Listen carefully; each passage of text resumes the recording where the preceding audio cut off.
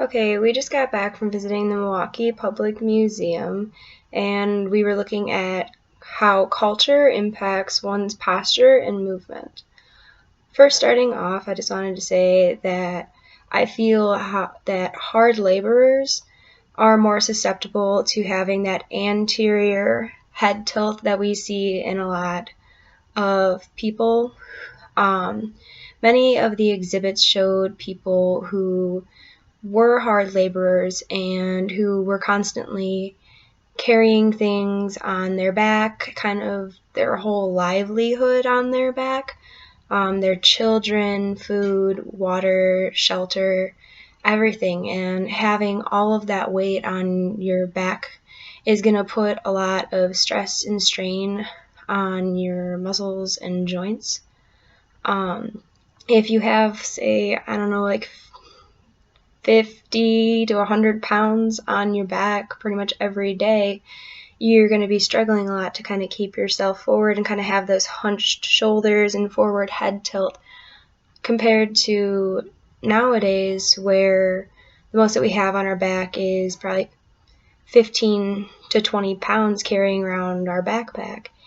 And if you're adding so much more weight on you, you have to really compensate by leaning forward. Otherwise, if you stand with optimal posture, that excess weight is just going to pull you right over and you're going to fall on your butt.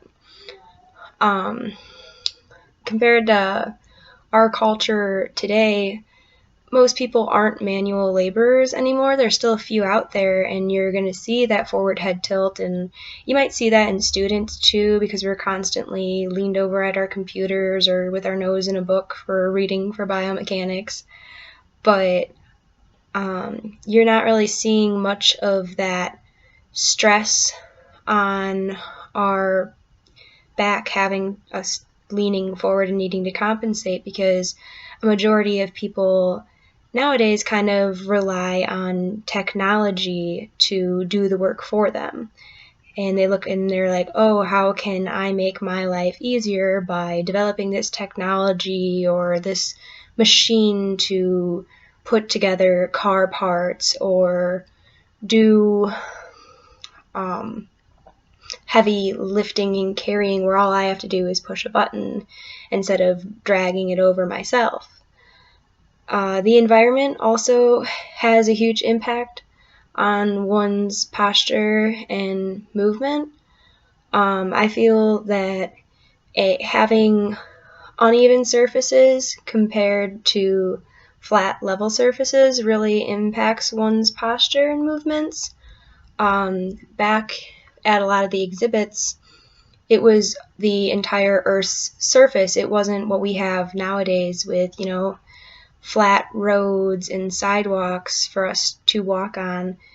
Everything was rolling hills and rocks and stones, logs everywhere, where you're constantly going to be challenging your stability with every step. So that really is going to increase musculature and increase one's balance by kind of having that constant challenge. And I feel that it also, one really big factor that I saw was how the environment and having that uneven terrain impact people to have flat feet, have that kind of everted foot when they step down. Many of the exhibits, specifically an Indian group that I saw, it was a woman and her son walking, and there you couldn't see an arch on their foot at all. It just looked completely flat on the ground because they didn't wear shoes at all. And I feel that that kind of has a really big factor going into it as well. But definitely how that terrain was going to increase their balance and stability compared to what we have nowadays. And that could be why elderly people are more susceptible now to falls, and maybe back then, I know they didn't live as long, but they might not have been as at risk for falls because they were constantly challenging their balance and stability. Overall, I feel that this museum day really kind of made me realize how every patient is different and how different cultures affect us.